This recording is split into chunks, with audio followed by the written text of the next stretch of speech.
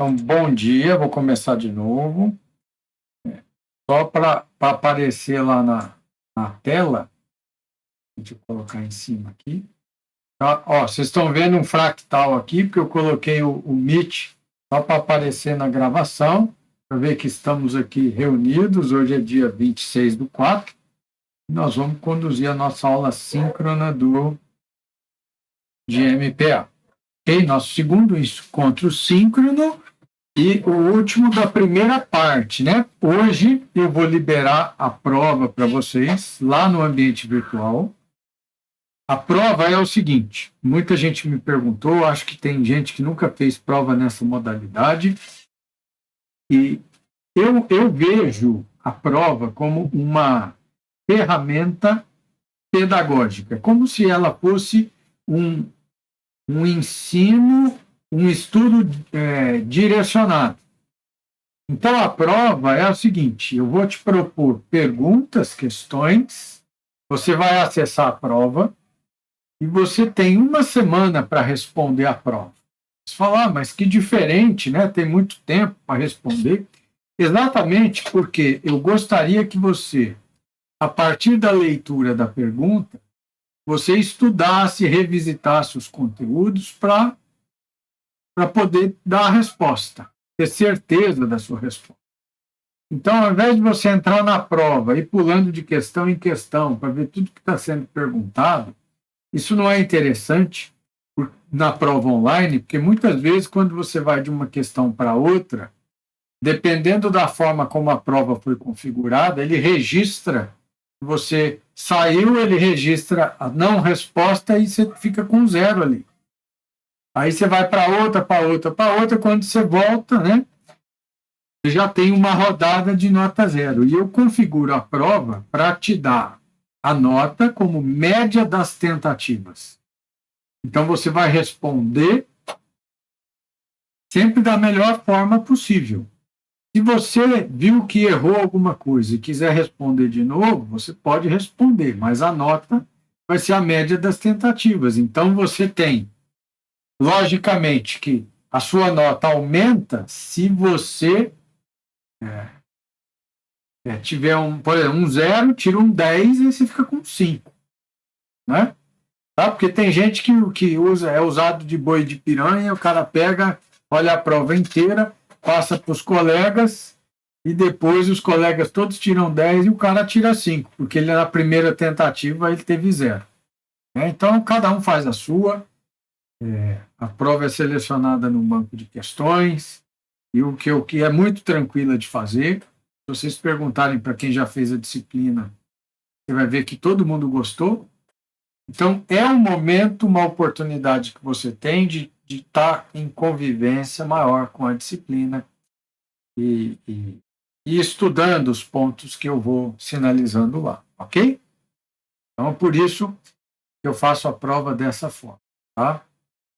E aí, hoje nós vamos falar aqui, ó, no nosso conteúdo, nós vamos falar do agronegócio brasileiro. E o agronegócio brasileiro, ele é um assunto que dá pano para manga. Aliás, quem aqui dos alunos tem algum contato com o agro brasileiro, a família?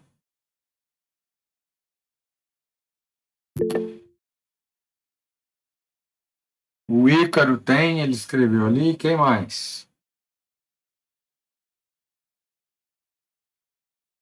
O que vocês escutam falar? Qual é a relação que eu queria saber que cada um tem com o agro, primeiro? Nenhuma, professor. Mas de escutar, de estereótipos, o que você pensa sobre o agro? É importante a gente ter essa visão inicial, porque nesse curso é a única disciplina que nos permite tratar desse assunto, que é o núcleo, que é o ambiente central de atuação da engenharia de alimentos, é a agroindústria. Então, se nós iremos nos formar para trabalhar na agroindústria, a agroindústria ela é um ponto central, né? Então, vamos escrever isso aqui, ó.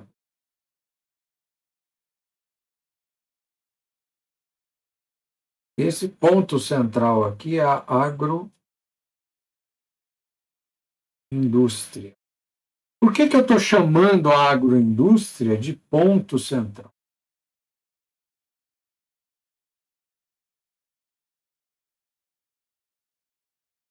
O que será que nós temos à direita e à esquerda da agroindústria? Essa impressão que cada um tem no início do curso e depois, com o decorrer do curso, assistindo às aulas, a tendência é que ela venha se modificar um pouco. E aí eu queria saber de vocês um pouquinho dessa impressão que vocês têm a priori, para que eu possa construir, então, o discurso, né? Fala um pouquinho para mim. O que nós devemos ter aqui? Quando eu falo à esquerda aqui, ó, vocês estão vendo o mouse, né? À esquerda, ou seja, a montante da agroindústria, e aqui é a jusante, né? Vou até escrever a palavra aqui, montante, a gente usa isso para rio, né? Montante, jusante. Alguém confirma aí para mim se jusante é com Z? Se tiver condição.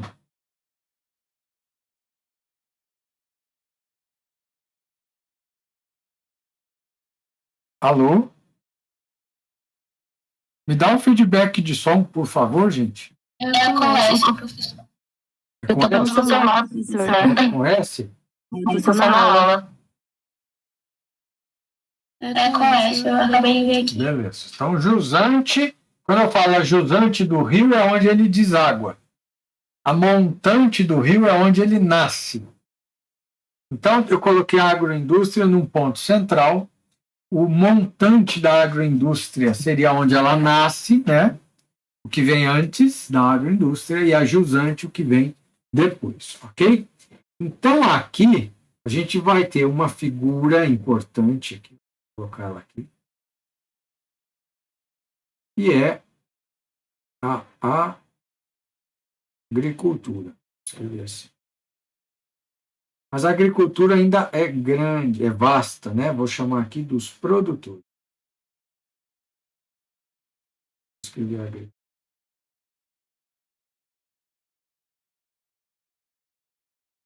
Vou colocar aqui em cima pecuária também, né? Vocês sabem a diferença entre falar agricultura e pecuária?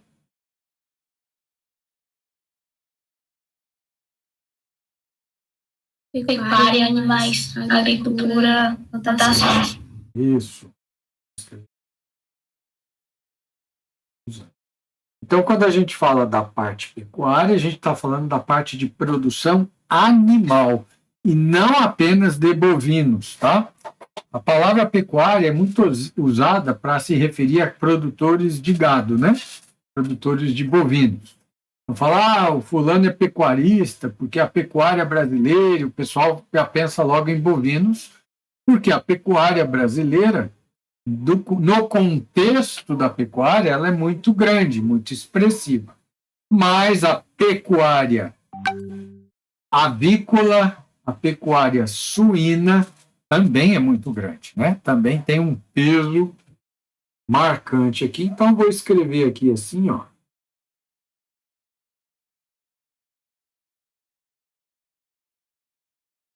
Bovina, suína, avícola, são as mais expressivas, né? Depois a gente tem aqui ovinos, caprinos, bubalinos. Alguém sabe o que são bubalinos?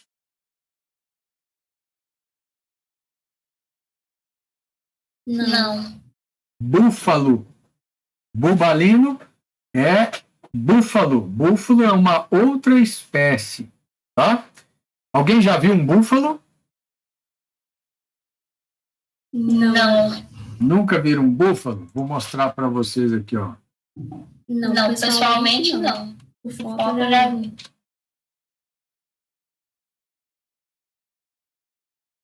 Esse aqui é um búfalo murra. Tá vendo aqui? Esses animais aqui são animais fantásticos, extremamente produtivos, são adaptados a regiões alagadiças, né? A gente tem búfalos em diferentes regiões no mundo. No Brasil, a gente tem búfalo, especialmente na Ilha do Marajó e lá no Vale do Paranapanema, em São Paulo. Algumas outras pequenas regiões têm búfalo, e a atividade principal que a atividade é explorada no Brasil é para a produção de leite, com a finalidade de se fazer mussarela. A mussarela de búfala é, na minha opinião, a mussarela mais gostosa que existe. A consistência, a elasticidade, ela é uma mussarela branquinha, é um leite fantástico. Um animal, se domesticado, ele é muito dócil, né? Na Ilha do Marajó, o pessoal anda de búfalo. Tem polícia militar que faz patrulhamento das ruas da cidade lá, andando em búfalos, né? Para vocês terem uma ideia. E são animais fantásticos aqui. Então, esses são os bubalinos, tá? Existem 4 grandes raças. No Brasil, a murra, essa da foto, foi a mais a mais frequente, tá? A bovinocultura, a gente poderia subdividi-la aqui em carne e leite. Tá? Então, bovinocultura de carne e leite, ou corte e leite. Vocês vão ouvir muito essa palavra, corte e leite. Né? Suinocultura, produção de carne, a suinocultura e a avicultura. Aqui, eu vou fazer até uma...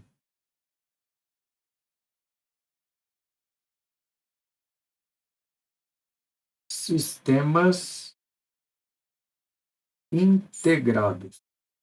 O que a gente entende por sistemas integrados? Então, olha que interessante isso aqui.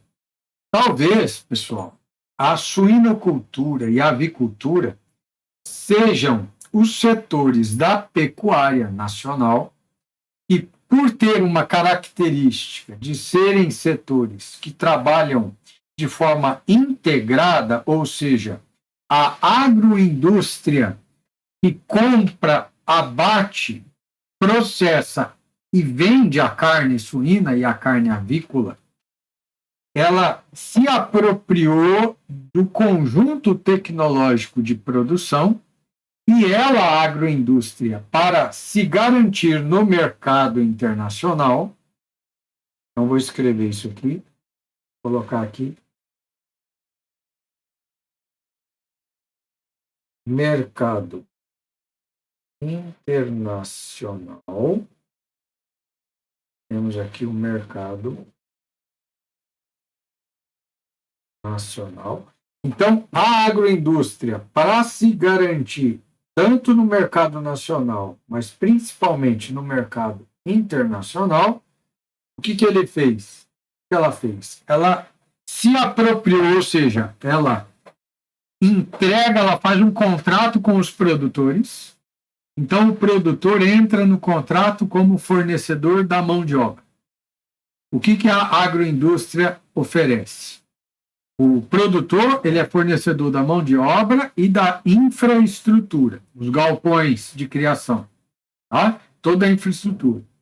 Aí, a agroindústria fornece assistência técnica, o projeto da infraestrutura, a genética dos animais, a ração, os medicamentos, os protocolos de trabalho, a orientação técnica.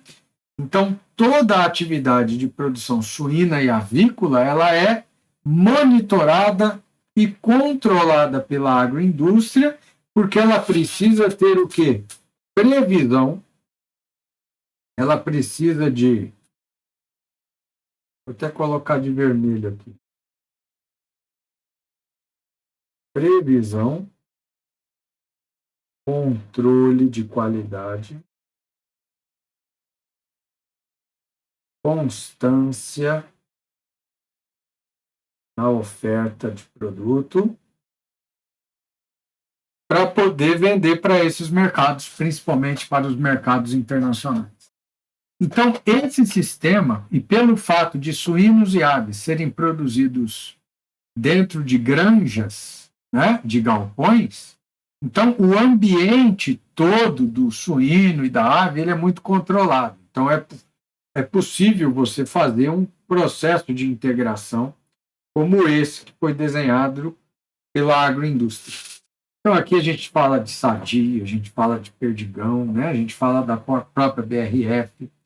Hoje o Brasil vende frango em praticamente todos os países do mundo. Todos os países do mundo. Onde você for no mundo comer um frango, provavelmente é um frango brasileiro. Vocês sabiam disso?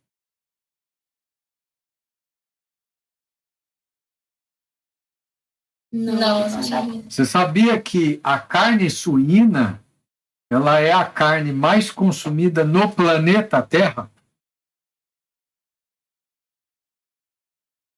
Também não. Tá vendo? Então, assim, por quê? Porque a China come majoritariamente suínos e a China é um gigante em população, né? Para vocês terem uma ideia, se o chinês resolver comer carne bovina e comer um terço da carne bovina que o brasileiro come, mais ninguém come carne bovina no mundo.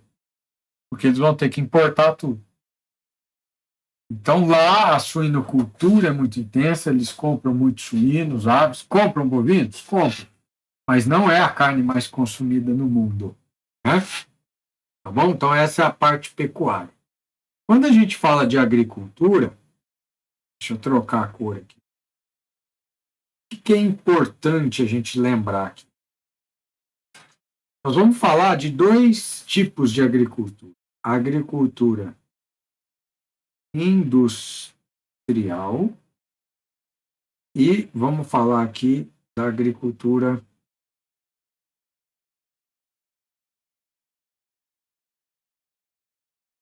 familiar, o pequeno agricultor. Então, quando a gente fala de agricultura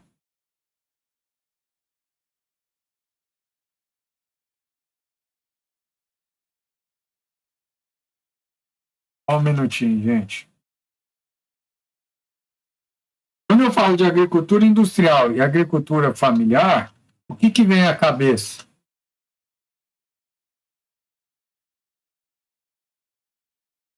Agricultura industrial, que eles produzem para exportar.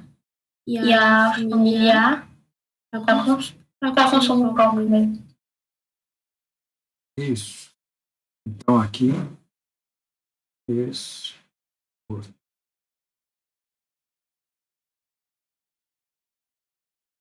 Então, veja só, a história do Brasil, quando a gente estuda a história brasileira, os portugueses vieram para cá e eles estavam procurando o quê? Olha só, MPA e aula de história, hein? O que eles estavam procurando?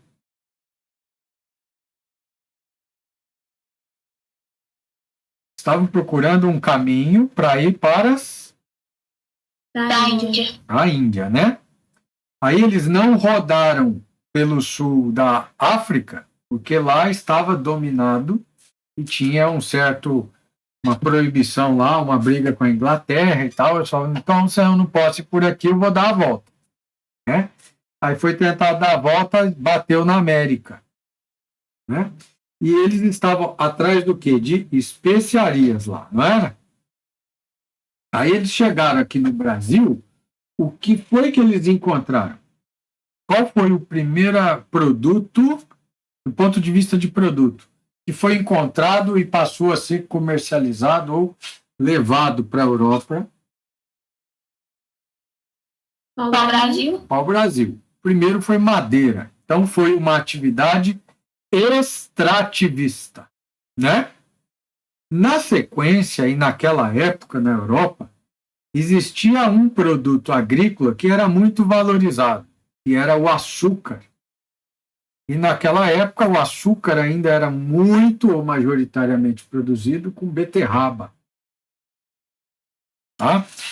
Mas a açúcar da cana-de-açúcar era uma possibilidade, uma potência nas regiões tropicais, e aí a coroa portuguesa passou, num segundo momento, ao momento da exploração do pau-brasil, passou a plantar canaviais em qual região brasileira? Primeiro, quero ver se tem gente aqui que é dessa Nordeste, né? Principalmente na região de Recife, Olinda, né? Então, o Nordeste inteiro então, começou a produzir cana-de-açúcar com a finalidade de quê? Então, o primeiro produto agrícola, o pau-brasil foi o extrativismo, né? Pau-brasil foi extrativismo. Não é agricultura. Agricultura é produção. Depois veio a cana de açúcar no Nordeste brasileiro. Aqui já é uma atividade agrícola voltada para a finalidade qual? Produção, né? Ou a finalidade de exportação. Então, visava o quê? Açúcar. E hoje em dia, qual é o produto da cana-de-açúcar que é mais valorizado no mercado?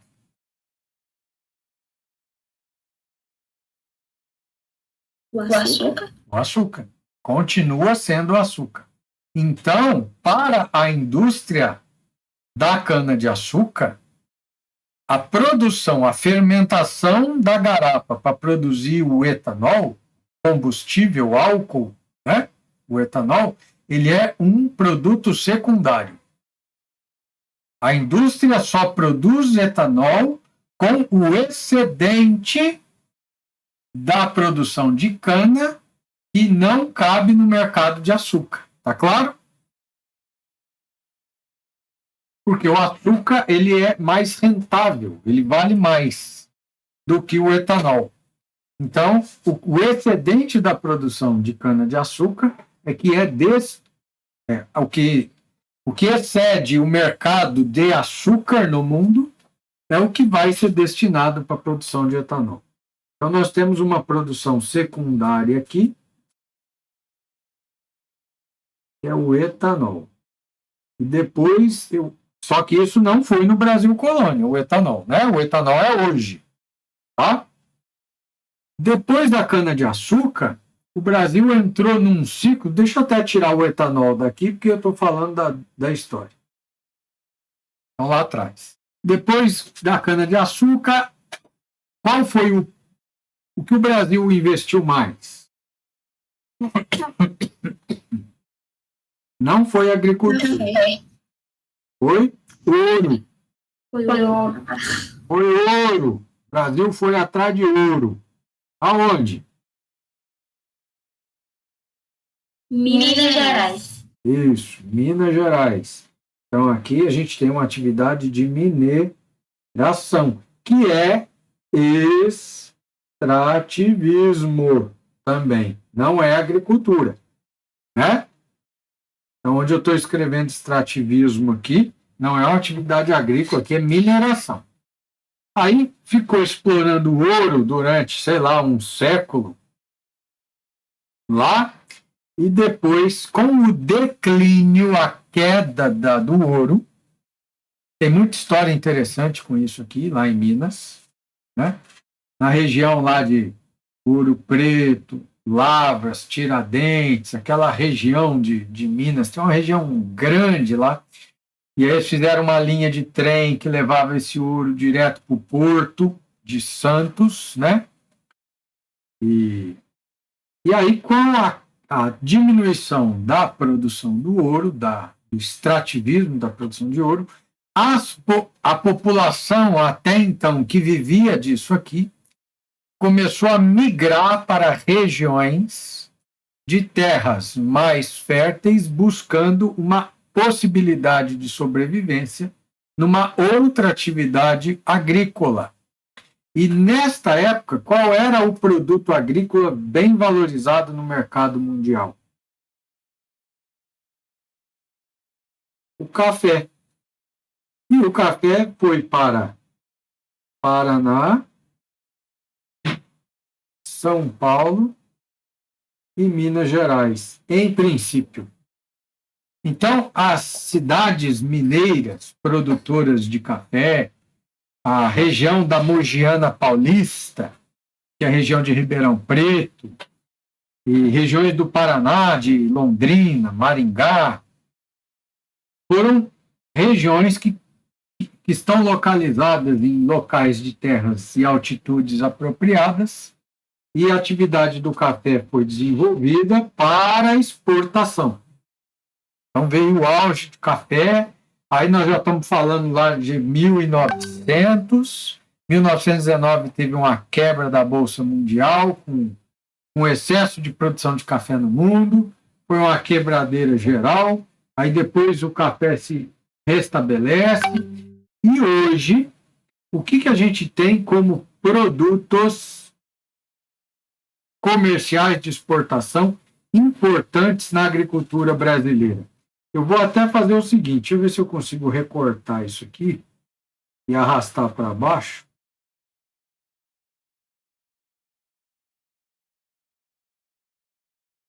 Consegui. Então, olha só. Então, hoje, o que a gente tem aqui?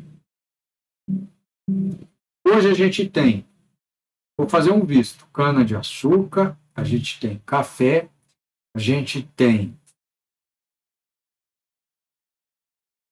laranja, a gente tem soja, a gente tem milho. O que mais? De grande peso no mercado mundial.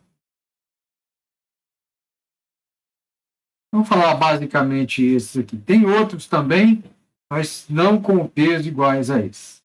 Então, essas culturas de cana-de-açúcar, do café, da laranja, da soja, do milho. O trigo brasileiro produz pouco, a gente depende de importação, principalmente da Ucrânia, né? A seringa, por exemplo, o látex da seringueira, o Brasil também tem uma certa produção, mas não se compara o maior, o carro-chefe aqui brasileiro hoje, esse é o primeiro, segundo, né? E aí a gente tem na parte pecuária, a gente tem, vou escrever em branco aqui, a gente tem a carne bovina como primeiro produtor mundial, exportador mundial de carne bovina, né? Suína e aves. O Brasil é primeiro aqui. Então, as grandes commodities, né?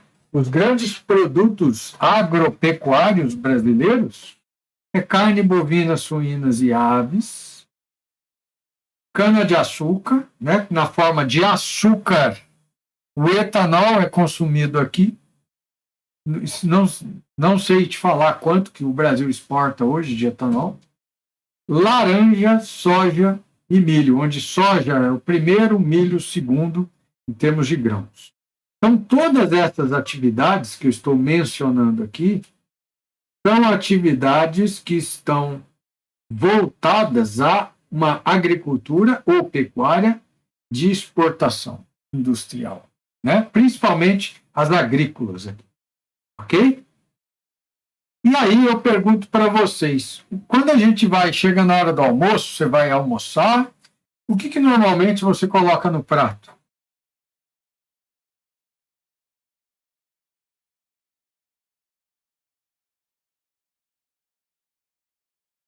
Meu Deus, ninguém falou.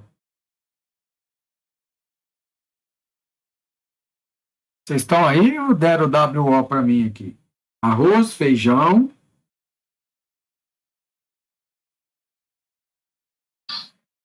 Mandioca. Carne. E aqui pode ser a bovina, pode ser a de aves, pode ser a suína, né? O que mais que você coloca? Salada. São as verduras, frutas. Vou colocar aqui leite, manteiga. Vamos ver o que mais que aparece aqui. Basicamente, a comida do brasileiro é essa, não é? Sim. É lógico que existem muitos outros produtos, variações, né? Você vai falar, eu como kiwi. Eu como... Bom, a kiwi não é nem tropical, né? Já é produzido no Brasil, mas a maior parte é importada. O outro vai falar, eu como salmão, eu como sushi, eu como, né? Mas o que é o arroz com feijão? A nossa comida é essa aqui. E esses produtos agrícolas, eles saem de atividades agrícolas de produção de quem? Familiar. Da agricultura familiar. Então, gente, quando você pensar assim, mas se eu tenho um pedaço de frango no meu prato, ele saiu da agricultura familiar? No caso do frango, não, porque ele saiu lá das integradoras, né? E o frango comeu o quê? Milho e soja. Então, essa agricultura industrial de soja e milho, por que ela é a mais desenvolvida no planeta? Porque soja e milho são a base da indústria da ração animal, que vai produzir carne e leite no mundo inteiro. E porque soja e milho também têm uma grande participação em produtos processados para a destinação humana e para subprodutos usados na agroindústria. Então, por exemplo, do milho se faz corante caramelo laranja, do milho se faz a glicose de milho para processamentos de outros produtos industriais na indústria de alimento. Então, o milho ele tem um monte de derivados aí. A soja também tem, tá? Então, basicamente, quando a gente olha para o pequeno produtor no Brasil, a gente entende que o pequeno produtor no Brasil cabe a ele a produção de feijão, por exemplo, de arroz, de carne. Mas existem grandes áreas produtoras de arroz, como aqui perto do Formoso, no Tocantins. Talvez seja a maior área ou área de produção de arroz que seja trabalhada no modelo da agricultura de exportação. Mas a boa parte dos produtores de arroz trabalham no modelo da agricultura familiar. Então, a gente não pode esquecer que, para a arrecadação financeira do Brasil no mercado internacional, esses produtos de cá, eles têm uma relevância grande no PIB. Só que estes produtos de cá, eles participam de um produto interno bruto, mas que tem a ver com a alimentação do brasileiro, né? Também gera receita, que aqui é de captação internacional. Então, se aqui a gente tem captação internacional, é de se esperar que você tenha um olhar aqui de governo. Por quê? Porque é daqui que entra o quê? Dinheiro, dólar, né? É daqui que entra dólar para o país arrecadar. Então, como o país tem muita despesa, ele precisa arrecadar dinheiro. Ele arrecada como? Ele arrecada cobrando impostos dos brasileiros. Então, aqui ele cobra impostos dos brasileiros para arrecadar reais. E aqui ele cobra o quê? Ele faz uma produção, exporta e recebe em dólar. Aí esse dólar ele transforma em dinheiro. E aí vem uma perguntinha que nós vamos estudar mais isso lá na administração. Se eu estou recebendo 100 dólares no mercado externo e eu quero que esses 100 dólares consiga pagar mais contas em reais, o que eu tenho que fazer com o dinheiro, o valor do dinheiro nacional?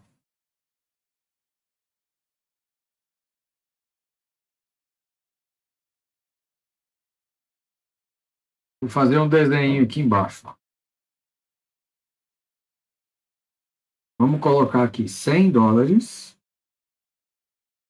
Quanto ao dólar hoje? Deixa eu olhar na internet aqui.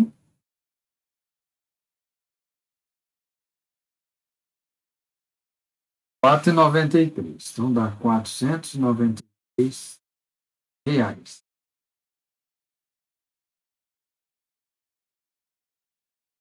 Se o dólar cair, vamos dizer que R$1 vale 300, um dólar vale R$3.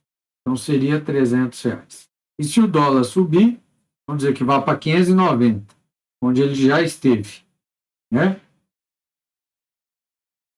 Então aqui é o que a gente está chamando de câmbio. Então se eu desvalorizo o real,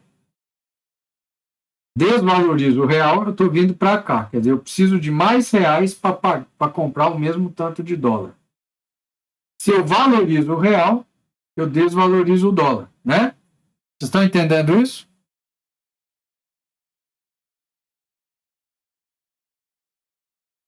Alô?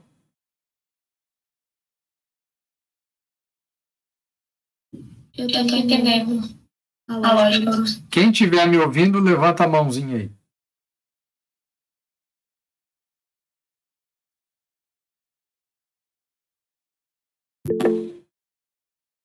Só a Gabriela. A Luísa falou comigo. A Sara. Cadê a Nayane? Vocês vão me deixando sozinho aqui, que eu não sou bobo não, hein? Quem mais? Cadê o Edinaldo? Nayane. Ok, estou falando para 3. Oi, professor. Oi. Então vamos ter atenção aqui, porque muitas vezes a gente escuta, isso fica tão banalizado que a gente escuta isso todo dia e não presta atenção por que as coisas são como são. Ou seja, $1 hoje compra R$4,93, ou 100 dólares, 493.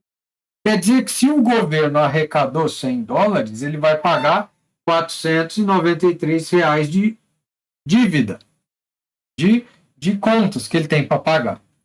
Se o valor do dólar aumenta, ou seja, ele desvaloriza o real agora está valendo R$5,90, então significa que com a mesma arrecadação em dólar, ele paga mais conta, não é? Sim, a dívida fica maior. Porque ele fica com R$590, então ele consegue pagar mais conta. E se o dólar é desvalorizado, esse dólar aqui compra menos reais, então ele paga menos conta, não é? Então vem a pergunta. O que você acha que interessa para o governo? $1 valorizado ou desvalorizado? No caso, eu acho que compensa mais o dólar ficar valorizado. Mas não de uma forma assim, não tão alto, no caso. Pois é. Aí, exatamente aí, Nayara, tem o seguinte problema. Isso é um problema de economia, tá? Vamos fazer uma gangorra aqui, onde aqui a gente coloca o dólar e aqui a gente coloca o real. Então, esse equilíbrio, se a balança estiver no equilibrado aqui, no zero, 1 aqui é igual a 1 aqui, né? Sim. Tá? Agora, acontece que a gente tem 1 aqui, ou, na verdade, para cada 1 aqui, a gente tem 4,93 hoje. Mas isso aqui falaria assim, então essa balança ficaria assim agora, né?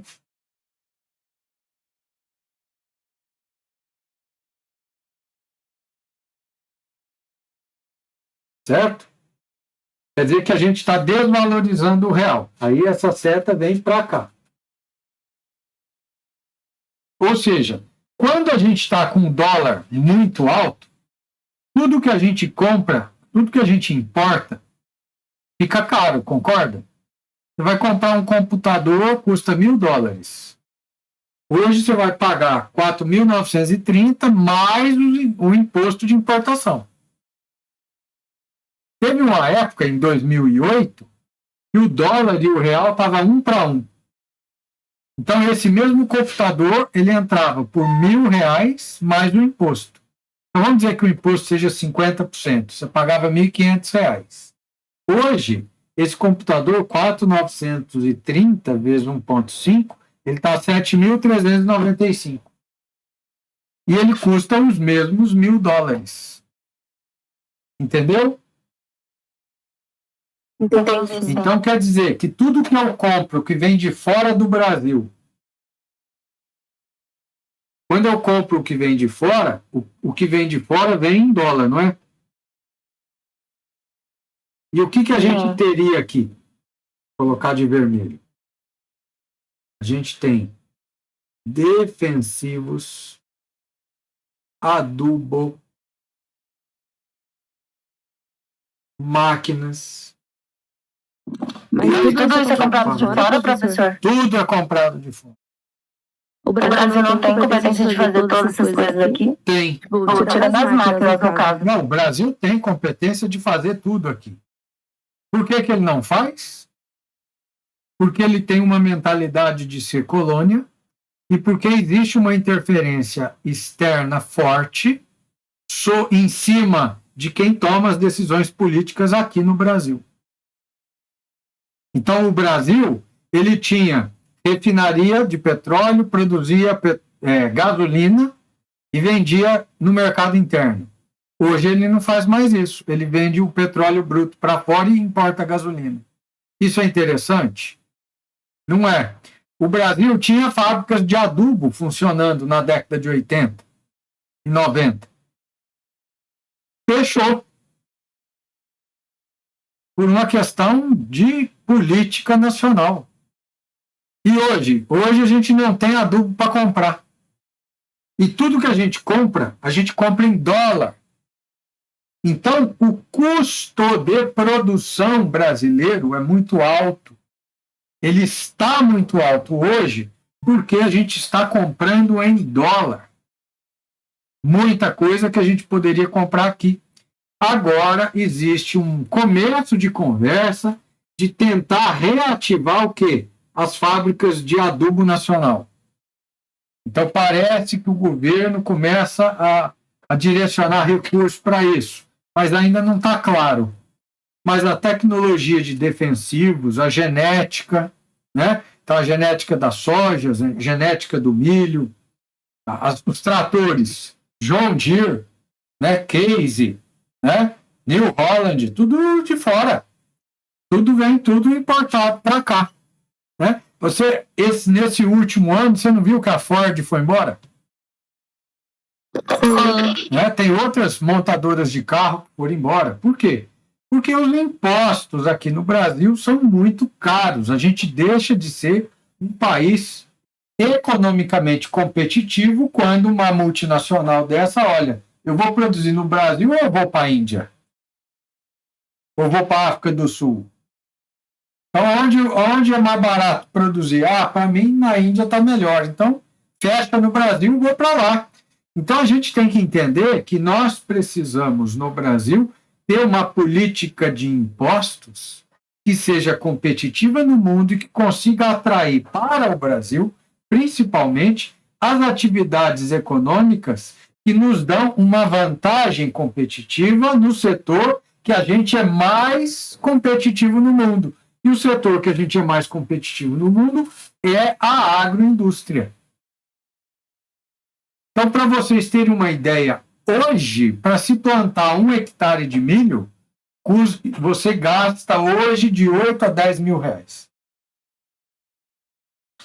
Vamos falar de 8 mil reais num hectare de milho. Eu vou produzir 100 sacas de milho, média nacional. Isso me dá 80 reais por saco. Vamos ver o valor da saca de milho hoje?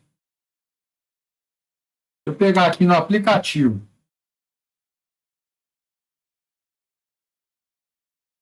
Aplicativo chama, esse que eu vou olhar aqui, chama Grão Direto. Então vamos lá. Antes de iniciar a aula, eu estava numa reunião exatamente discutindo esse mercado. Mercado físico, milho, 81,91. Então eu vou perguntar para você, como empresária, você teria coragem de investir 80 reais por saca, com preço de venda de 81,91? Com certeza não. Então, olhando para este cenário, por que você acha que o custo de produção está assim? Porque tá vindo de fora e tá ficando muito caro para poder trazer. Porque, exatamente, os insumos todos que vão alimentar a atividade pecuária e a atividade agrícola estão muito caros. O ano passado, na safra de dezembro do ano passado, não, de 19 para 2020, nós pagamos R$ 2.500 por tonelada de adubo. Em dezembro do ano passado, agora, a gente pagou R$ 6.000 a tonelada do adubo. Hoje está mais de R$ 7.000 a tonelada do adubo e não tem adubo para cobrar. Eu também estava vendo que eu moro do lado da feira e eu gosto muito de comprar milho. Aí teve uma época que não estava tendo milho para comprar, porque o pessoal da fome estava muito caro e não estavam plantando tão caro que estava. Então, o que a gente precisa? A gente precisa vir nessa gangorra aqui e diminuir isso, fazer isso aqui, ó. Espera aí, que eu fiz coisa errada aqui, não sei onde que o meu dedo bateu, só um minuto. Então, a gente precisa fazer isso aqui, ó. Oh, meu Deus, cadê o... Agora arriscou.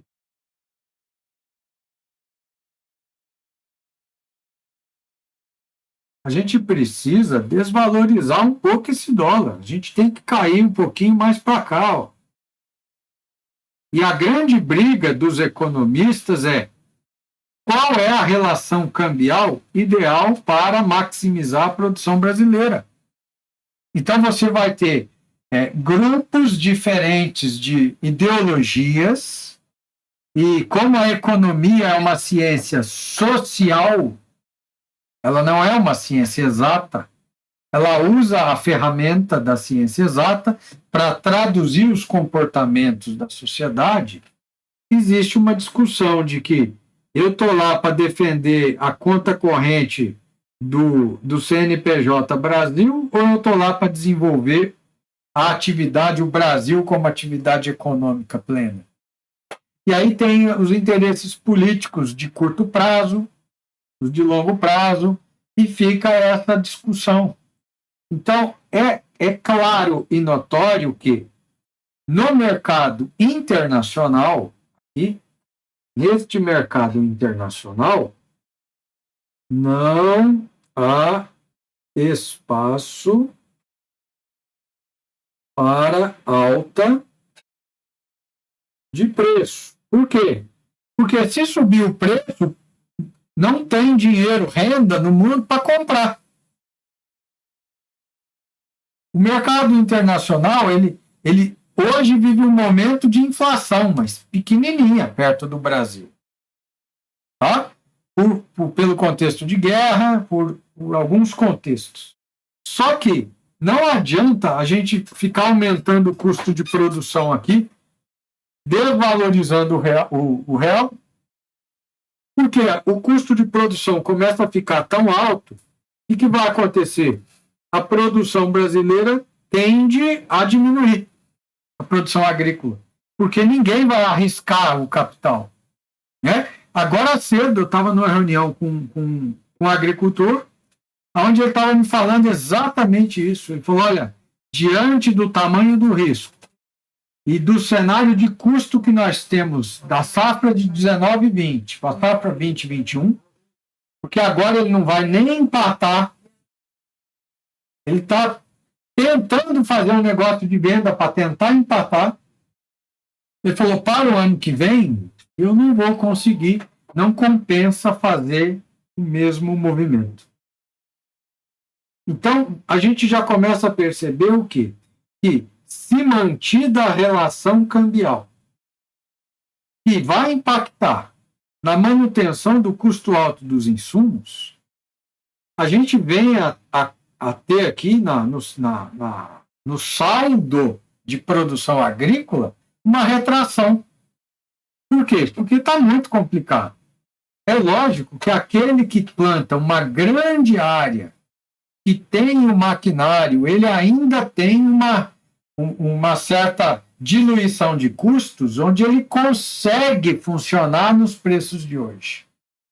Mas aquele que não tem uma grande área, ou que terceiriza boa parte da sua atividade, por exemplo, plantio, colheita, ele não tem a máquina, ele paga para outro, esse aí, o custo de produção já está proibitivo. E ele vai sentir. Então, no final da história, quem é que fica no mercado produtivo?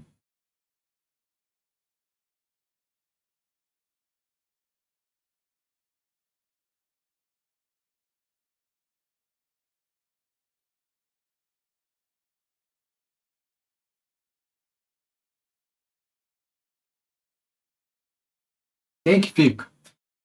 O grande produtor que consegue diluir os seus custos fixos numa grande produtividade, aquele que detém maquinário, que detém todos os bens necessários para produzir, ou aquele que só tem uma parte dos recursos e tem que pagar para terceiros para fazer.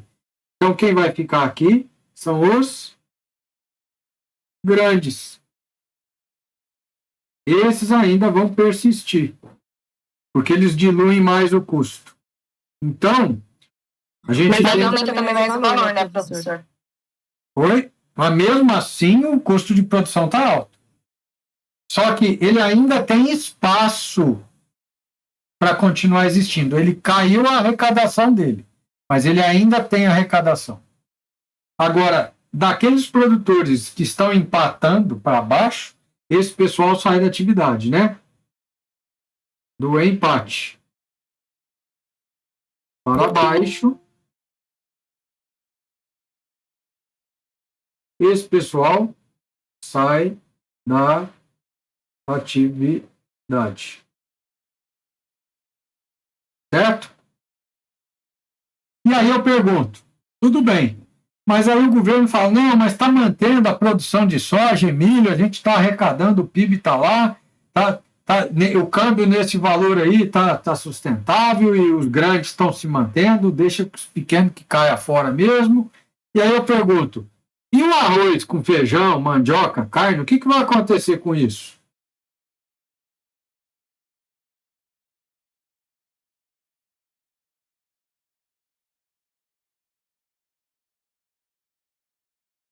O preço vai subir. Por quê? Porque quem é pequeno, ele não consegue diluir custo. O pequeno, ele vai comprar uma semente, ele vai na lojinha da cidade dele para comprar um saco.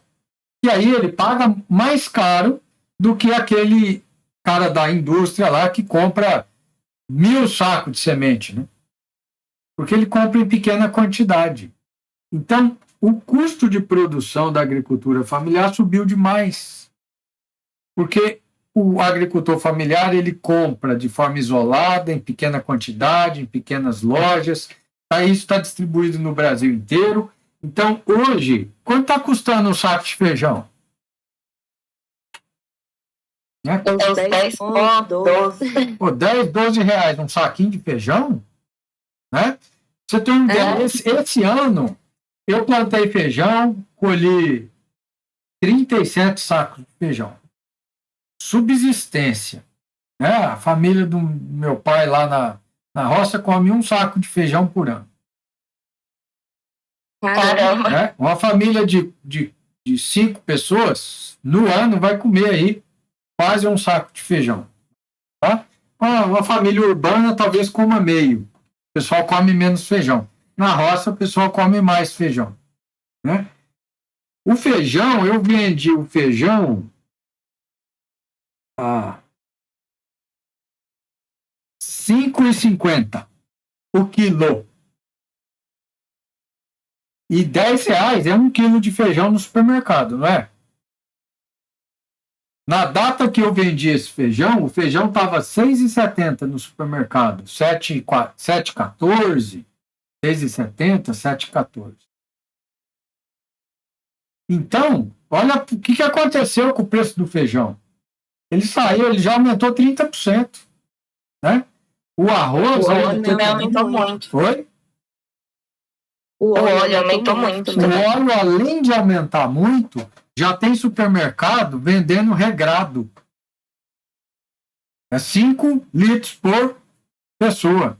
E aí eu pergunto, quem é o maior produtor de soja do planeta? A gente. E como é que um país que é o maior produtor de soja do planeta não consegue vender óleo de soja para a sua população? Porque ele vende a soja para fora e depois compra o óleo mais caro. Exatamente. Ou ele vende toda a soja e produz no mercado interno uma quantidade de óleo que é insuficiente para abastecer o mercado interno. Então, boa parte do movimento inflacionário que a gente observa, ele tem origem na visão estratégica de governo de fomentar o mercado internacional, exportar o máximo para arrecadar o máximo de reais, pegar esse dólar, transformar esse dólar no máximo de reais possível, como? Desvalorizando o real. Aí o governo paga suas contas em reais e a população que se vire em bancar o aumento inflacionário dos custos dos alimentos da cesta básica, e a população do setor produtivo da exportação vai sentir doer no bolso, porque o custo de produção vai subir, mas os grandes vão continuar no mercado. Porque quando começar a doer no bolso do MAGE, que é o maior produtor de soja do Brasil, e de grandes empresas, aí o governo vai lá e mexe no câmbio para ajustar para a realidade deles. Agora, para a realidade do pequeno produtor, a gente não tem isso. Tá claro isso, professor? Professor, isso é uma coisa tão nítida, uma coisa tão, vamos supor, se a gente vende o petróleo, refina fora e compra mais caro, por que não resolver logo isso e fazer tudo aqui? Porque não interessa. É realmente visto. Porque não interessa para quem?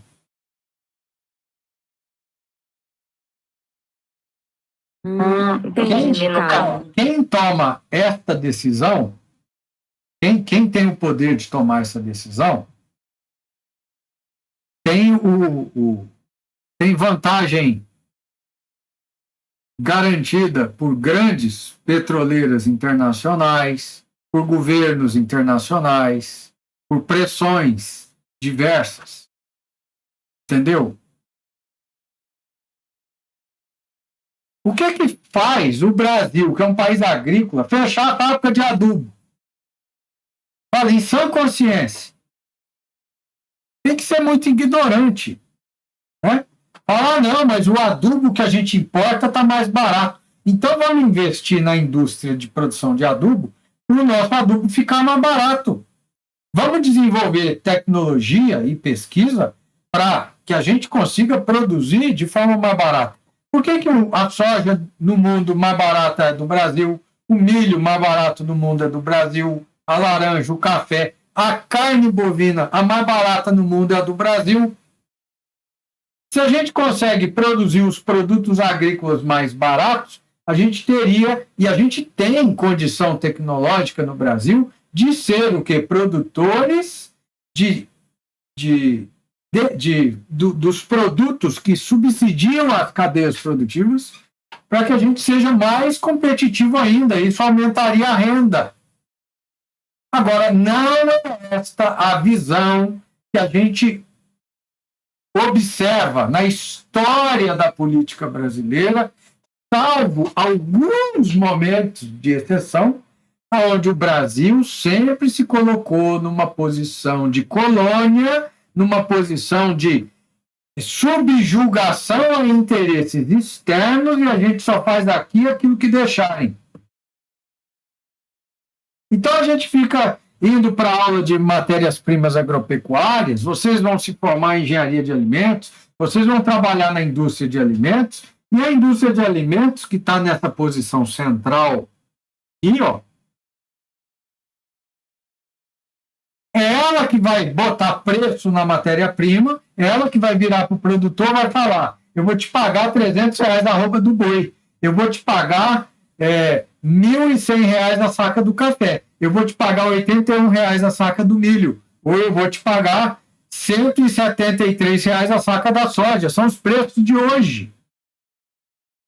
Quando ela faz isso, o produtor ele vai fazer a conta. Será que dá para eu existir ou não?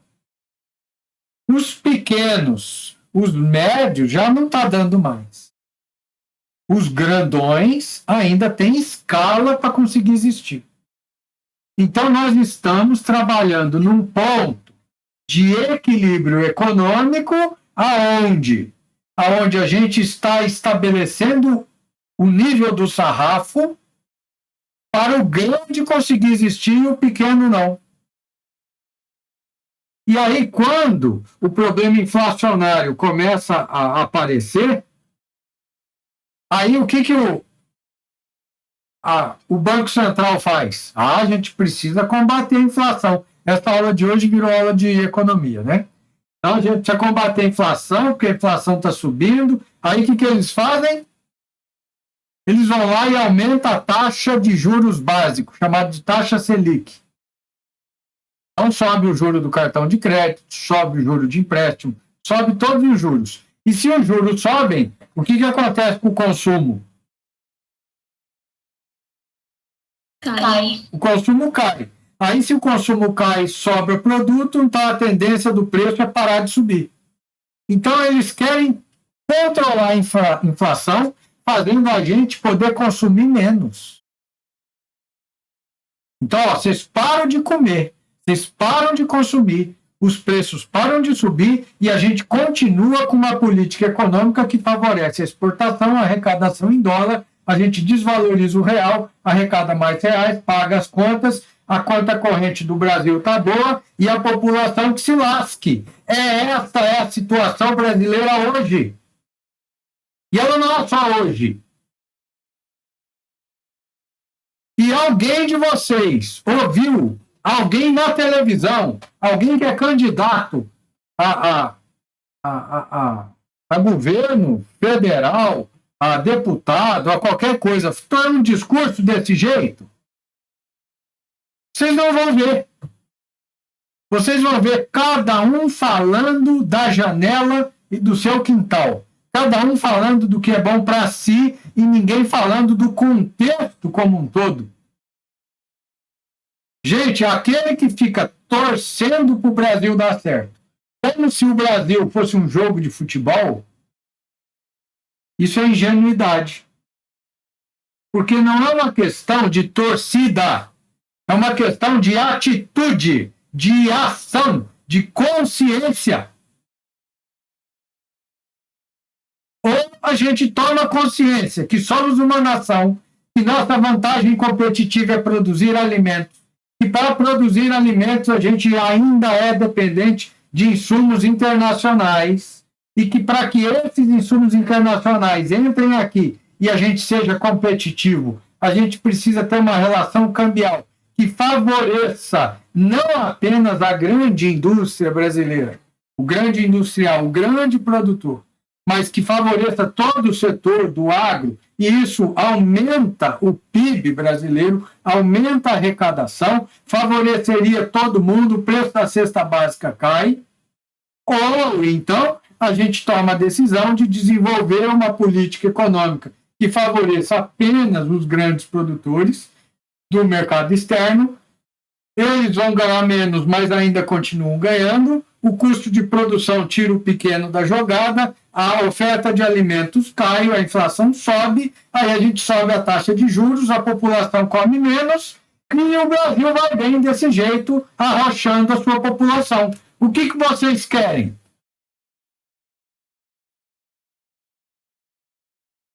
Aí é que tá. Tem que decidir. Você quer ter emprego na agroindústria? O setor produtivo tem que estar forte. Porque quem mais dá emprego na engenharia de alimentos é a agroindústria de suínos e aves, a agroindústria de soja e milho. Se a gente quer desenvolver esse cenário, a gente tem que ter um olhar que o setor produtivo tem que ser olhado como um todo. Agora, quando eu falo grande produtor, vou dar um exemplo para vocês do que é ser grande produtor no Brasil. O maior produtor de soja do Brasil é o Grupo Maggi, que tem a maior parte do Mato Grosso deles. Eles compraram 83% de todo o cloreto de potássio do mercado nacional. 83% de todo o potássio do mercado nacional já foi comprado por uma empresa. Uma empresa detém 83% de todo o potássio, que é um nutriente que é estratégico para a agricultura. O restante do Brasil inteiro vai disputar 17%. O que vai acontecer com o preço do potássio? Vai subir.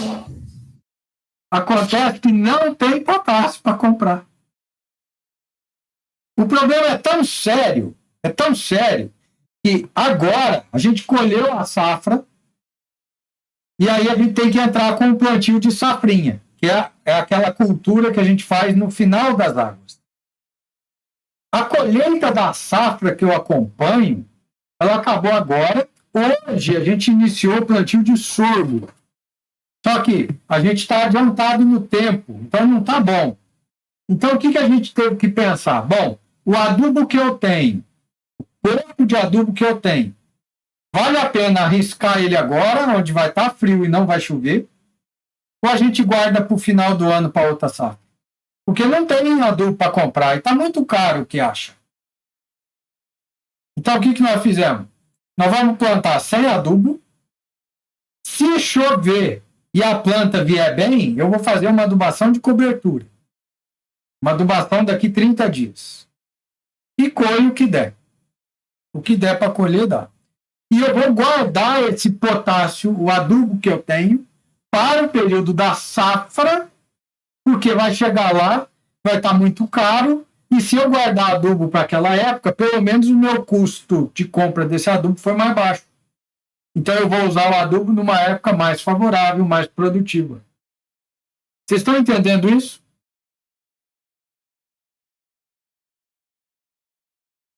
Sim. Agora eu pergunto para vocês. Se vocês não tivessem vindo à aula de hoje, aonde a gente se propôs a discutir exatamente isso aqui, ó. O agronegócio brasileiro.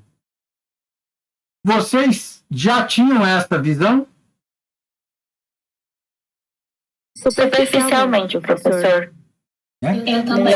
Não. Mas agora não fica um pouco mais claro? Quando você ligar a televisão e ouvir assim, ou o jornal, ou entrar na internet, aparece lá.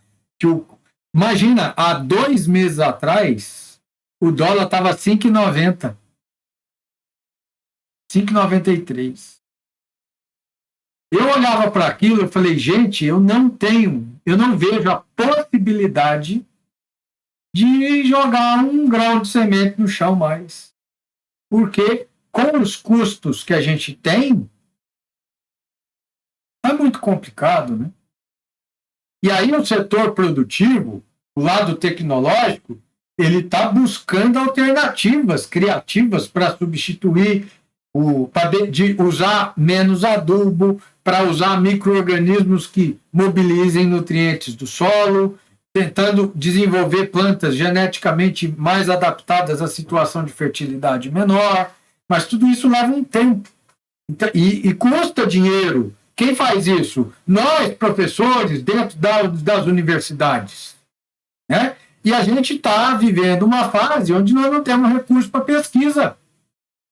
E essa demanda de pesquisa ela é contínua, porque a gente precisa transformar o cenário das oportunidades que o Brasil tem de genética, de adubo, de tecnologia, de plantio. E cá para nós, o Brasil hoje detém a melhor tecnologia de produção agrícola do mundo. E falando de ambiente tropical, é ponta.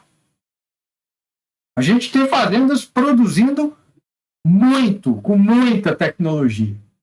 Só que para conseguir fazer esses inputs, não é todo lugar, tudo é um processo. Né? Então, de maneira geral, o agronegócio, falar o agro é pop, o agro é isso, o agro é uma vocação natural brasileira. O Brasil necessita explorar o máximo desse potencial agrícola, porque é esse potencial agrícola que gera a receita e que paga as contas nacionais, e coloca o PIB em equilíbrio. Agora, nós não devemos, isso na minha humilde opinião, nós não devemos direcionar o desenvolvimento do país para a arrecadação de um PIB proveniente de poucas empresas. A gente tem que permitir que uma maior parcela da população, cada parcela dentro da sua realidade, consiga um grau de subsistência ou de receita, de forma que todos venham a cooperar com esse PIB brasileiro. E, de tabela, a gente conseguiu o quê? Controle de preços, principalmente da cesta básica. A cesta básica no Brasil, eu acredito que ela seja uma das mais taxadas em impostos do mundo. Na Europa, alimentos de cesta básica são isentos de taxação. Aqui você vai pagar 30%, 40% de imposto. O produtor rural, para transitar com milho de um estado para o outro, paga 18% de ICMS. Pô, gente, dinheiro não dá em árvore, né? Então, a gente precisa ter essa noção. E a solução não é um passe de mágica, mas a solução vem de uma visão, até certa forma, de um acordo nacional, e entender que é necessário buscar pontos de equilíbrio medianos que venham a sinalizar possibilidades econômicas positivas dentro das diferentes atividades agrícolas de exportação e de agricultura familiar e de pecuária no Brasil. Agora, enquanto doer para o pequeno, o grande continuar subsistindo e o governo achar que está bom, é isso que não está legal, porque para arrumar depois o problema de custo de vida interno, quem vai pagar a conta somos nós. Adianta você viver num país rico, né? Onde, na hora que distribui o PIB, não sobra nada para você? Essa é a pergunta. Você tem que responder isso. Você quer viver num país que tem arrecadação, que tem um PIB considerável, mas na hora de distribuir isso para a população, não sobra nada para você, para a população. Isso não é economia. Economia é uma ciência social. Ontem foi aniversário de uma economista da USP, de uma professora, e ela fala muito disso. Até anotei aqui Depois eu mando o nome dela para vocês assistirem algumas aulas dela no YouTube. E ela fala isso, olha, quem estuda economia e não tem este olhar de desenvolvimento de sociedade, de nação, está errado. Economia é ciência econômica, é a ciência social. E se você não fomenta isso, você não consegue desenvolver o país como um todo. Quer dizer, esta fórmula, ela tem data para sucumbir. Lógico que isso demora, só que ela sucumbe. A população não aguenta.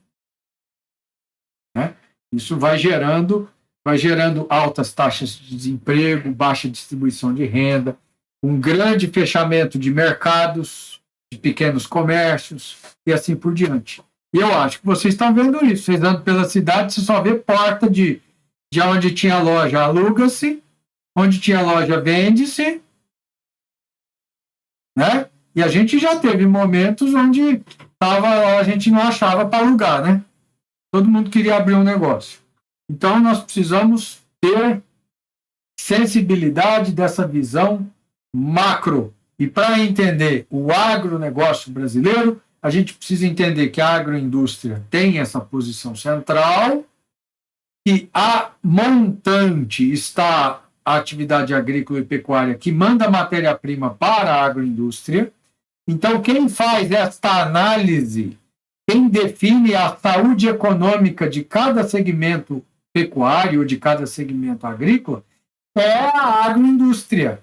Por isso que ela tem a posição central. Por isso que a gente fala que ela tem a governança. Vou escrever aqui a palavra governança da cadeia. É da agroindústria. Governança no sentido que ela que bota os preços. Ela bota os preços da matéria-prima e ela bota os preços no mercado. Agora, a agroindústria vai vender no mercado internacional, ela não consegue qualquer preço, ela não tem poder de autonomia. Né?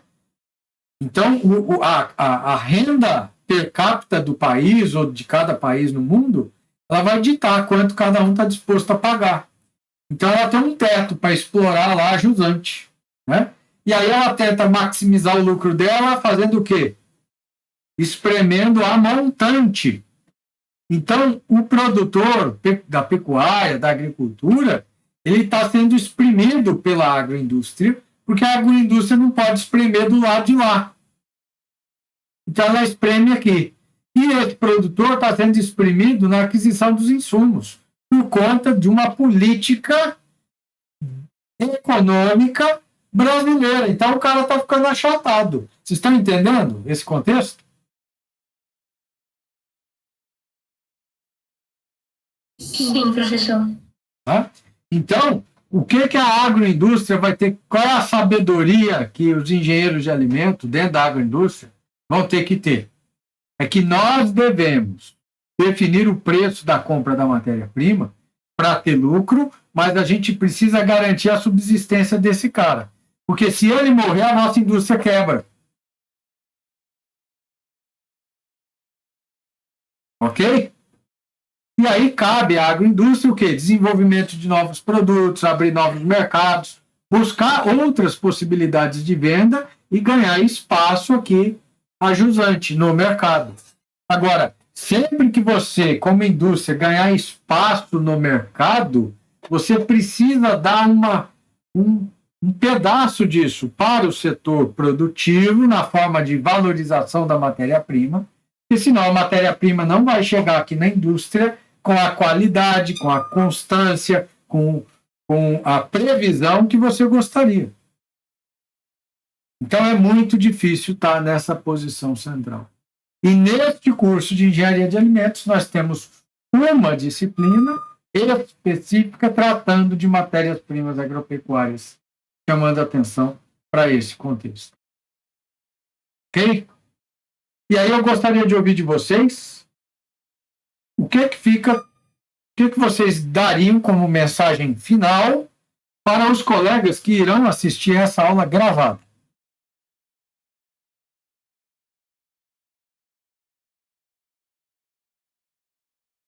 Eu falando com o negócio desligado. Professor, assim, o que eu penso é que, tipo assim, a gente consegue, o Brasil tem potencial suficiente para ter tudo, desde a matéria-prima até o produto final, exportar, inclusive ganhar dinheiro em cima, se tornando, tipo, aumentando a tecnologia, avançando tecnologia, estudo em si, e até acho que melhorar o real, dar uma melhorada no real, no caso. Ele não faz isso porque ele não quer. Você sabe o que acontece? Existem grandes competidores potenciais no mundo conosco. Quando você começa a mostrar a cara, é lógico que você vai sofrer retaliação. Então, no mercado competitivo, onde haverá retaliação, só tem um jeito de você conseguir se alavancar. Você tem que trazer para dentro do seu negócio esses potenciais concorrentes, de forma que, quando você crescer, ele cresça junto. Então, a gente precisa buscar uma forma de atrair para o Brasil, de uma forma de parceria e não de uma forma de ser refém. Não da multinacional vem aqui, ela é dona de tudo. Não. Ela vem aqui e ela é parceira conosco. E aí a gente desenvolver o setor industrial junto com este player competitivo, porque ele ganha também, você consegue desenvolver tecnologia e chega um momento a partir do qual você começa a ter autonomia. Foi isso, por exemplo, que a Samsung fez lá na Coreia. A Coreia trouxe para dentro dos tigres asiáticos a Apple, a Microsoft, os grandes grupos de tecnologia. Eles começaram a prestar serviço para esses grupos de tecnologia. Eles foram se capacitando, ganhando know-how, até o momento em que eles já tinham condição suficiente de colocar uma marca própria. Criaram a Samsung. E a Samsung hoje é uma baita de uma empresa competitiva com a Apple. Será que nós não temos outros exemplos no mundo de como fazer isso? A gente tem que fazer isso no agro.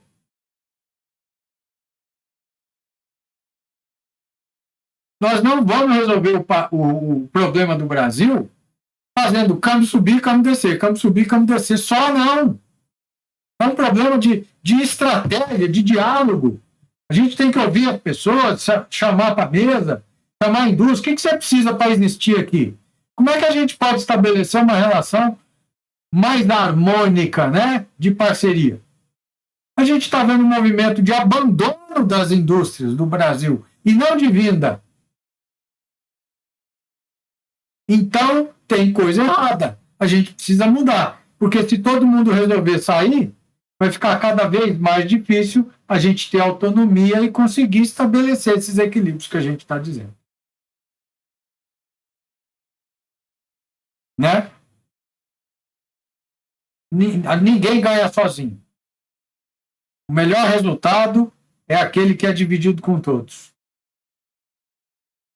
Tá? Então, e hoje em dia, a gente consegue as coisas trabalhando com várias frentes, várias mãos, né? Nenhum bom projeto é um bom projeto se for um projeto de um só. Então, ele tem que trazer essa característica de atender a diversidade para que a gente consiga ter esse desenvolvimento pleno. Então, para esta aula de hoje, quero falar do agronegócio brasileiro. Eu fico pensando assim, vocês vão ver muitas aulas lá, online. Eu coloquei aqueles professores, por exemplo, vou mostrar aqui, ó. Esse professor... estou no lugar errado aqui.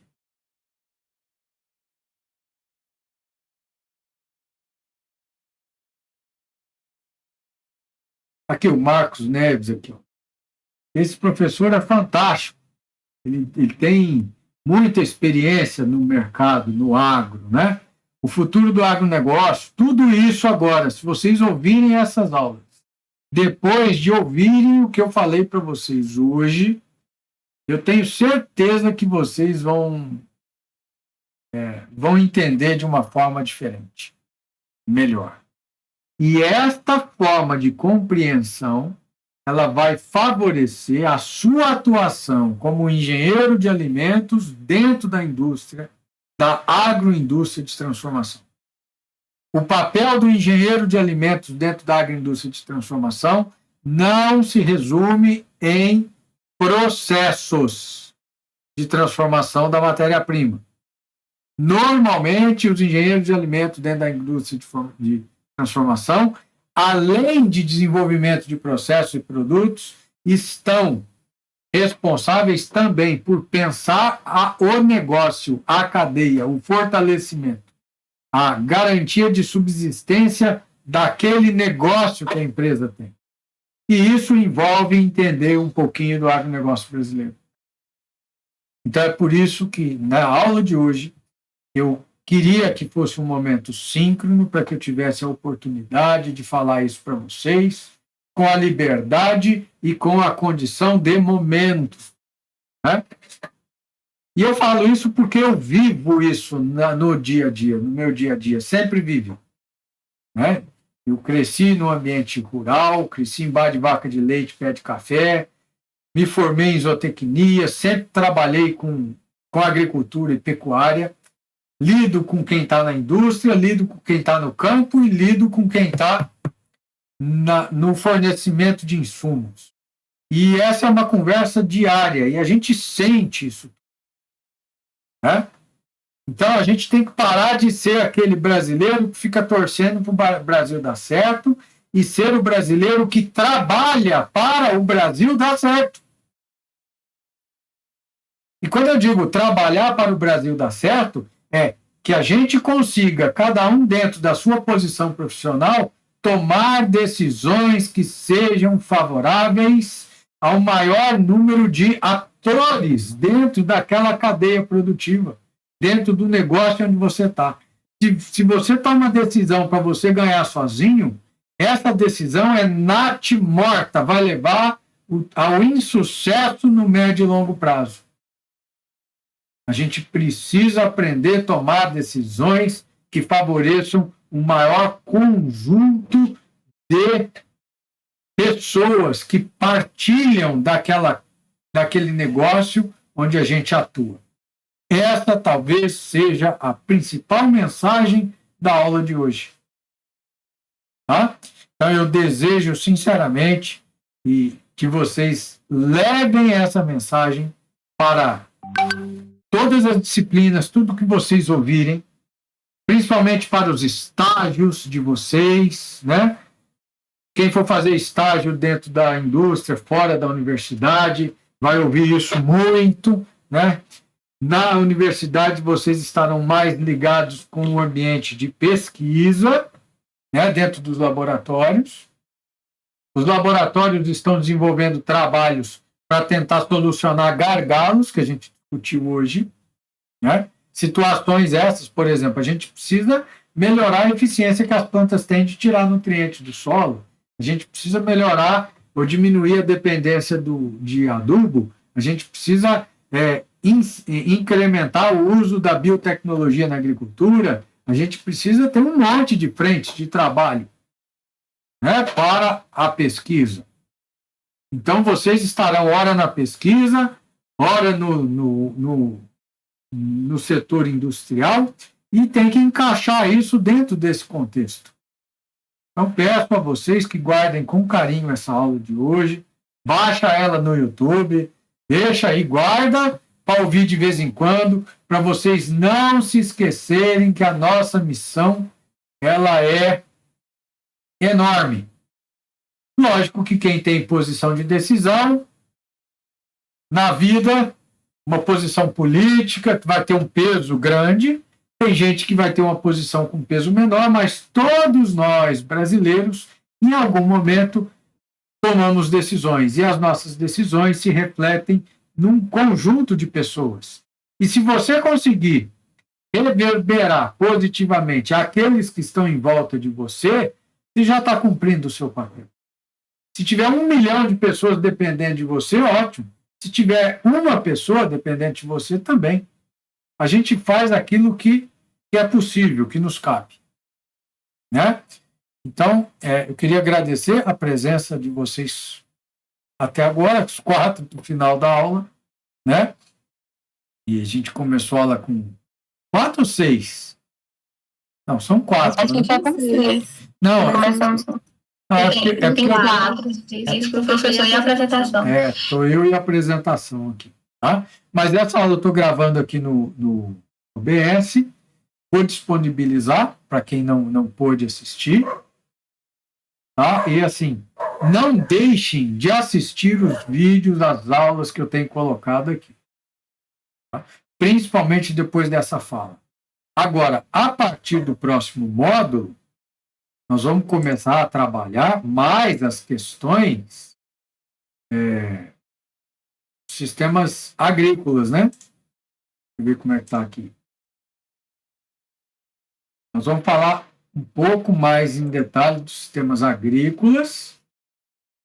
E aí eu vou falar muito dessa agricultura 4.0, agricultura de precisão, das tecnologias, quer dizer, tudo aquilo que vocês, quando estiverem dentro da agroindústria, vão ouvir falar, né? Então, isso tudo a gente tem que estar bem ciente, tá? E lá no final eu vou mostrar um monte de exemplos disso.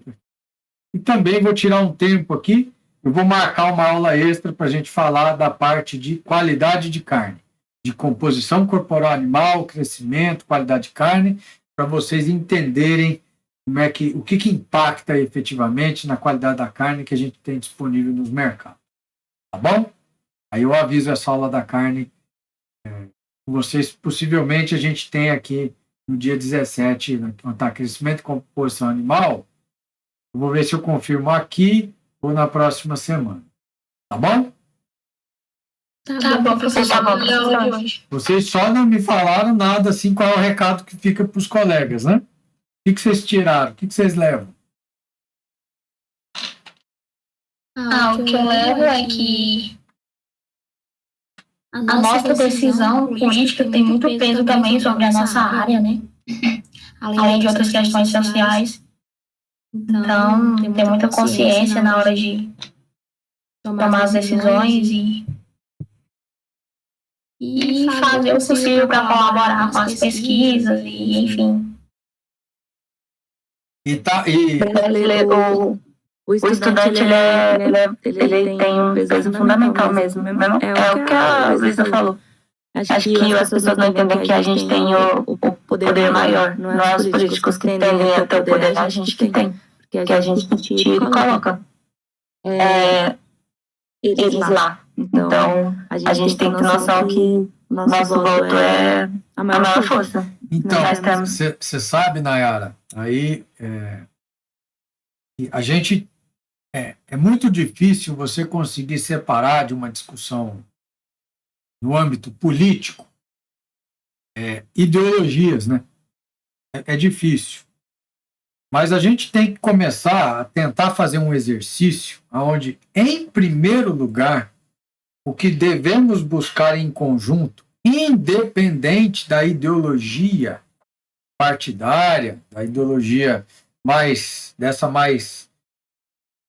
ferro e fogo que a gente vê nas discussões, quais seriam os fatores que nos dariam vantagem competitiva como nação, no setor agroindustrial, no nosso segmento profissional. E tentar estabelecer um diálogo, uma linha que fortalecesse o quê? A gente buscar esse direcionamento.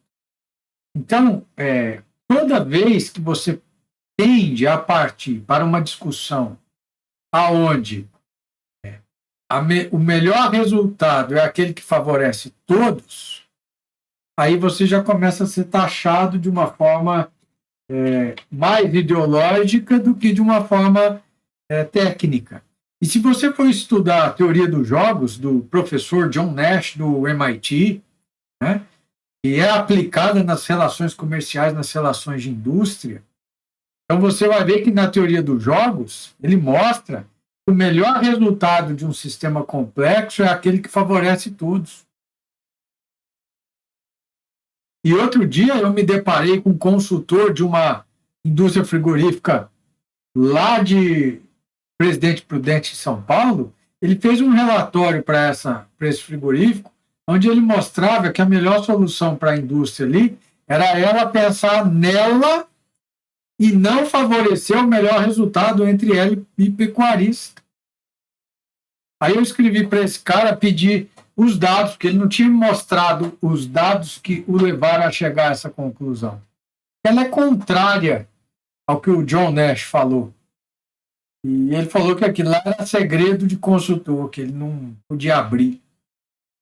Eu falei, pois é, só que se o frigorífico pensar nele, vai chegar o momento em que o produtor quebra. E aí o frigorífico vai vender carne do quê? Então, tem essas coisas, né? A gente começa a perceber que a gente precisa desinflamar, a gente precisa ter um olhar com menos... tem uma palavra para isso, do emocional. A gente tem que ter um olhar mais técnico para a nossa área de atuação, para o tipo de desenvolvimento do setor que a gente precisa. No nosso caso, a gente está falando da agroindústria. E que a agroindústria ela tem que se comunicar bem a montante com o setor produtivo e a jusante com o setor de comércio, né? E que isso demanda habilidades diferentes e que, acima de tudo, são esses equilíbrios macroeconômicos de país que vão definir quem serão os agentes, aqueles que vão conseguir participar do jogo e quem vai estar excluído. E aí, até que ponto a exclusão de muitos é benefício para a nação? Essa é a pergunta. É isso que você precisa se perguntar. Será que uma nação que a gente consegue aumentar o desenvolvimento de todos é uma nação que se fortalece? Né? Como é que é o desenvolvimento social dos países mais desenvolvidos do mundo? Será que tem uma população de miserável tão grande quanto a nossa? Se não tem, é porque ter uma população de miserável como a nossa é antieconômico. Porque se fosse vantagem econômica ter uma população de miserável grande no país, a gente teria isso nas maiores potências do mundo. Então a gente precisa começar a pensar desse jeito, buscar formas para tentar, sempre que participar de uma conversa, buscar a harmonização dentro do possível. É difícil, eu não consigo, de forma fácil. Aliás, essas discussões, quando estão dentro de casa, são mais complicadas, né, na família, né? Mas vocês estão se formando, estão tendo chance de ter uma formação de nível superior, estão tendo chance de receber essa formação pública, gratuita e de qualidade, pagas pela sociedade brasileira. Então, o que a gente espera, tanto do professor quanto dos alunos, é que a gente desenvolva um pouco da nossa capacidade de pensar o coletivo, o benefício do coletivo, e que a gente consiga levar esse olhar na tomada de decisão na nossa vida profissional, ou em qualquer contexto de trabalho que a gente venha a ocupar no futuro próximo. Ok? Eu desejo sucesso a vocês, desejo que vocês se lembrem dessa aula. Tá? Agora ela está gravada e você pode ficar aí para a posteridade. E aí o tempo vai ser o meu juiz, né?